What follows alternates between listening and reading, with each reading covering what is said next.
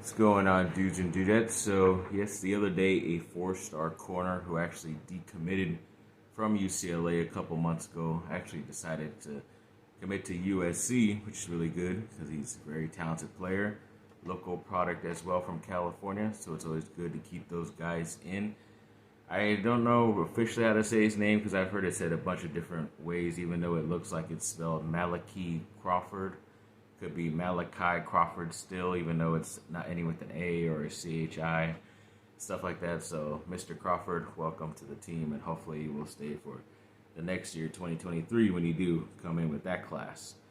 Then Paige Becker's pretty much the only reason why I watch women's basketball, especially college. Ended up tearing her ACL the other day, which sucks, so she's going to miss the whole year. Most likely going to leave for the WNBA anyways after that, because you got to get paid before you get hurt again, because she's had a couple of injuries that she's missed the whole season for already. So good luck to her in a speedy recovery, but yeah, definitely sucks a lot. Then a Big 12 executive commissioner, Ed Stewart, apparently is going to be taking up an executive senior associate athletic director position with USC, which is pretty crazy because you would think if you're an executive commissioner of a whole entire conference, that would be a better paying job and a bigger high profile job compared to going to a school and doing an associative executive type of thing as well. But USC might have offered a bit more than what he was getting, and maybe it's a better situation than it is out there in the Big 12 because they are kind of looking to add some more teams and all this other stuff because they are losing teams in their conference as well. But overall, looks like a pretty big hire, executive assistant director. So we'll see how that goes. And then LeBron and the Lakers have been in talks for his extension coming up. Could be like a 2-year, $90-something million extension, which he is eligible for, which is pretty crazy. I would wish he would take less money so they could have more money to get another star player if a lot of these trades don't end up working for Russell Westbrook this year. But overall, he definitely deserves it because he was on, an All-NBA team even last year as well. So, yeah, it's pretty crazy. They have been in talks. I think it was the 3rd is when they could start talking about it. And if he doesn't do it and just plays this 1 year, he might officially be gone from the Lakers and might not want to resign. But I don't know. It seems like if they can get a trade done with Westbrook before the season, he might sign that extension. But I think once the season starts, he's not eligible to negotiate that contract anymore. LeBron is. So we'll see how that turns out. Could be very interesting. And I mean, he's already, if he does get that bigger extension, it could bump him up over $550 million career earnings, which would be the most ever by an NBA player, which is crazy. It might not be the most by a player because I think soccer players get more overall. So those Ronaldos and Messis, those players like that. And then this article predicted that the Chargers' record this season would be 11-6, which is pretty good. It's passable. It's about 3 to 4 more wins than they had last season, with even this extra game going on. But it also says that they would win the AFC West, which is probably considered one of the hardest divisions to get through this season with the amount of talent that's been added throughout each and every roster. So not only do you get a pretty nice looking record, but you win the AFC West, and so that means you're going to be a top 4 seed overall, at least one of those. So you might have home field advantage for a little bit, and we'll see how that goes. But yeah, it's very promising season coming up for the Chargers. It's just gotta stay healthy and gotta re-sign Derwin James. That still hasn't happened, but you gotta do it. Then Kendrick Nunn. The other day I mentioned the other video that yes, he's ready to go, he's 100%, all this stuff, and then they recently came out like a day after that video that he hasn't even been cleared to play 5-on-5, which is, how is that 100% healthy if he's not cleared to play even 5-on-5 contact drills? So I don't get it. I don't know what's up with this guy. Might be he doesn't want to play for the Lakers anymore because he's been in trade speculations a lot and scenarios. So I guess that's probably why. But overall, if he's not on the team starter this season, it wouldn't really bother me either way.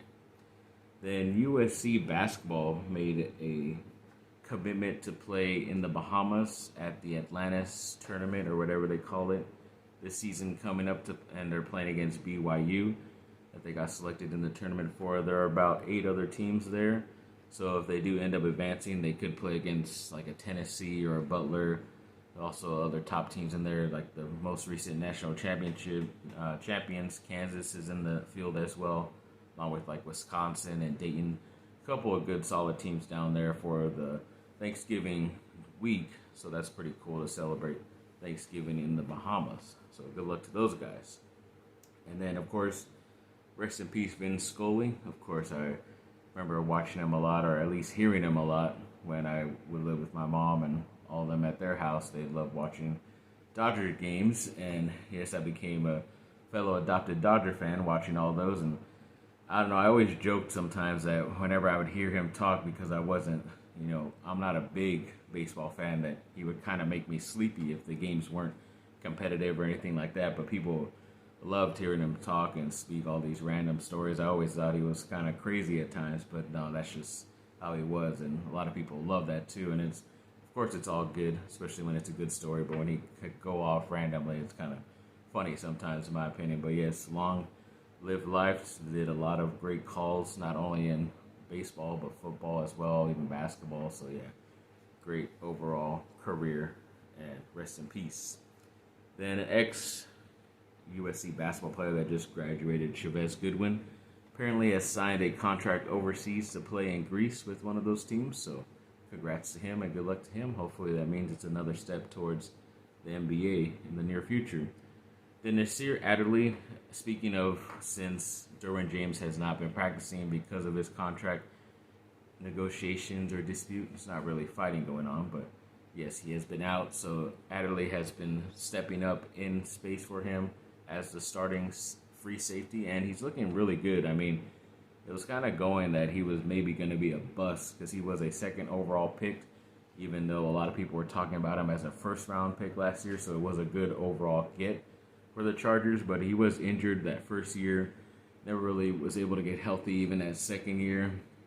And even last year, he made some strides, but never really developed into the player you thought he was going to be. But as of the practices and everything going on right now, the training camp, he's looking really awesome, stepping up in place for the star player. And, I'm pretty sure it's obvious that this is a contract year as well. So maybe if he shows out for you and you get far into the playoffs, maybe even the Super Bowl, you obviously have to reward him, or he will get rewarded somewhere in the NFL on another team as well. Then, speaking of USC, their fall camp finally opened up officially. They have been doing some player-run practices, so no coaches involved, but a lot of the players were committed over the summer to stay around and work out and stuff, showing accountability, which is really good. A lot more serious now than what it was before during Clay Helton's era. But yes, it's looking very good so far, and it got a lot of good looking players that are at least healthy as of right now. I know a lot of guys have struggled with injuries. We haven't even seen them in a USC uniform in like 4 years because of how many injuries they've had. But luckily that guy is looking a lot healthy. I don't want to say his name yet because I might throw some bad luck on him. But yes, he's looking really awesome. So hopefully he does get an opportunity because he does deserve it. And yeah, someone on Twitter did like these alternate jerseys that USC would wear, which I thought were pretty cool. Like the all black with the yellow letters and numbers was kind of weird because I thought there should be some red on there. But it still looked pretty cool to add some black to that USC uniform and some more all white with the red, the cardinal, and some other stuff on there, which is pretty cool. I think they even threw in like a gray color as well. So yeah, some ideas for USC to tinker with because they still don't want to change up the colors at all because of tradition. But a lot of these young kids like the different types of jerseys, and even when you're in the stands and you look up there, everybody has different colored things because of what they sell on the secondary market, because people will still buy them even though they're not traditional cardinal and gold. So I don't know, something for USC to think about in the future. Then there was that picture that surfaced that somebody did a Photoshop of LeBron still on the Lakers, but with his oldest son, Bronny, and with his younger son, Bryce, also wearing Lakers uniforms, which is pretty crazy because that means LeBron would have to be. He said he might want to play with his oldest son, which is another 2 years, I think, until he's in the NBA officially. But to wait for the younger one, who I think might be starting high school at this point, I could be mistaken, but to have him play another 4 to 5 years, it would just be too crazy in my opinion. Another 2 to 3 maybe, but going past that, it's going to be tough goings for the team that ends up wanting to go where all 3 of them can play. It'll be pretty insane when you think about it. And then, some miscellaneous news. Randomly, there was this article about this comedian I like a lot, Bobby Lee. But it's kind of funny how they said, like, he's broke up with his girlfriend in order to just be able to play this brand new game that's coming out, which is, I guess, one of those games that lasts forever, where you do so many minuscule type of things that it takes forever to finish and hours of playing. And that I remember him saying this one time in one of these podcasts he was doing the past month since their breakup, and I think he joked about that, but I don't think it was ever really true. He had some other problems, like not being able to be passionate with her anymore, or even the past couple years not even doing anything sexually, stuff like that. So they had way worse problems than just video games and all that stuff. Yeah, I just thought it was funny that they were doing an article about him, but yeah, it just goes to show they talk about anything on the internet. Then the Lakers, Knicks, and Jazz are making some news because there's a lot of rumors that they are working on a 3-team trade with those teams, and it's getting a lot of footwork going because the Lakers are still interested in Cam Reddish, my guy from Duke, who is on the Knicks right now, who they almost did get this last NBA trade deadline, but that thing got smashed. I don't know what the heck happened with that. But yes, they are still interested in him. Obviously, draft picks would still go to the Jazz because in this scenario, they are going to be taking Westbrook, which is pretty interesting because I've done some trades where that has happened, but it does end up working out still when you do it like this. And then other players that would have to be included. There's 2 players, so it's weird because on this fanspo.com that I use a lot for these mock trades, it said you can't trade 2 players that were recently traded to another team until August 30th. So at the end of this month, it can officially happen. So when I did this trade, it said it failed, but it still can technically happen because everything else worked out money-wise for all 3 teams. So either way, it still would work out, even though it says it's failed as of this second. But if they were to do it August 31st, everything is copacetic and ready to go. So yeah, a lot of players could be involved, like a Patrick Beverley, Jordan Clarkson, Bogdan Bogdanovic from the Jazz, and also Derrick Rose from the New York Knicks. So of course, I had to do my own thing because I'm an endless source of useless information. So I want to see how this worked out. So the New York Knicks would get Donovan Mitchell, who they're trying to get. Obviously, the Knicks would be sending, I think in this scenario, they could send at least 3 first-round picks to the Jazz, because I know the Lakers are at least sending their 2 future first-round picks for the type of players they're going to get in this trade. But I know the Knicks have a lot of picks that are not with the same team, so I don't know if you can actually trade the same year, multiple picks in the same year, even though they're not technically yours, they're from another team that you made a trade with. So I didn't really do that. I did like every other year, but I did kind of like adding the other picks that weren't the Knicks, because I knew those teams would have a better record than the Knicks, most likely. So it'd be a worser draft pick. So it still helps out the Knicks a little bit. But overall, if it was only 3 picks, they might have to give up the better picks, maybe their own picks, because I know the Jazz were trying to look for like 5 or 6 first-round picks, something crazy like that.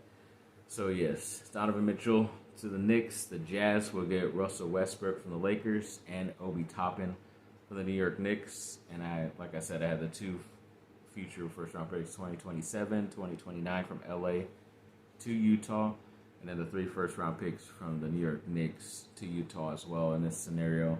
And then the Lakers, they get Derrick Rose, who's been an NBA favorite, and we've been wanting him a long time on the Lakers to be a bench guy.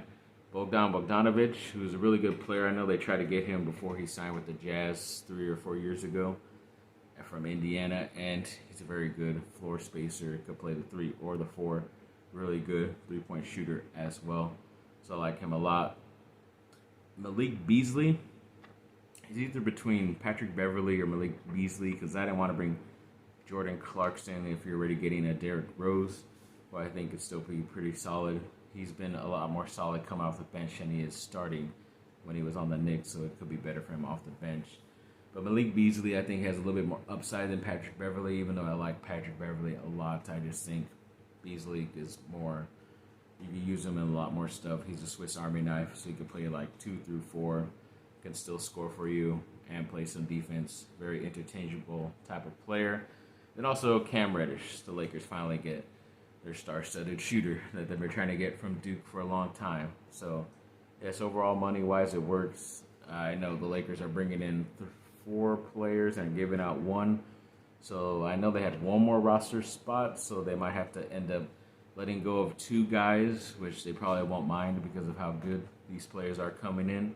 Or they could trade a guy like a Taylor Horton-Tucker for a second-round pick, because I know the Raptors want him a lot. So might not just get a second-round pick out of it. You could probably send another guy away for a second-round pick as well. As long as you're bringing in picks and not other players, it works out for the Lakers in the long run. So yeah, overall, that's how that mock trade went. Works out technically after August 30th of this month. So yeah, you can thank me later, Lakers fans. And then to end this video off, yes, you saw my video I posted in the middle of the night, like 1 or 2.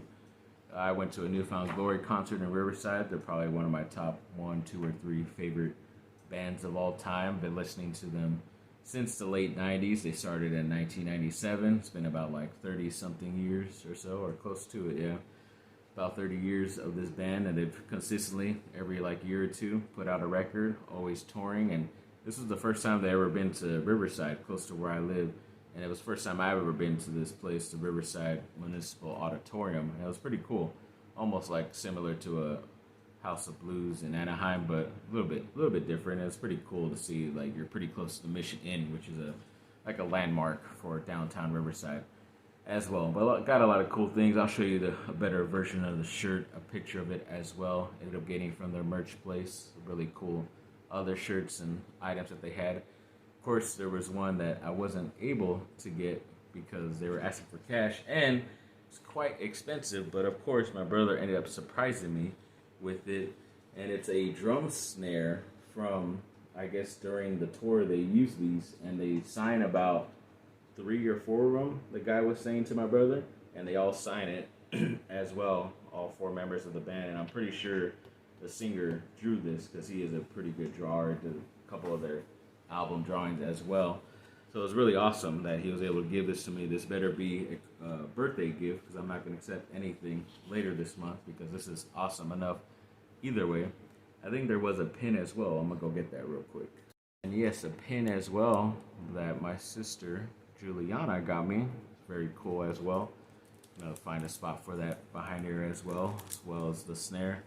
And yes, you saw the picture of the shirt as well. So yeah, it's a very good, successful Thursday night concert going overall in Riverside. It's a very cool venue. Definitely go check it out if your band or whoever you're gonna go see is playing out there. It's a really cool place to go check out.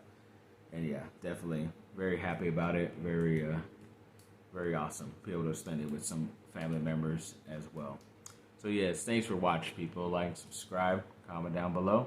Let me know what y'all think. Have a great rest of your day. Bye.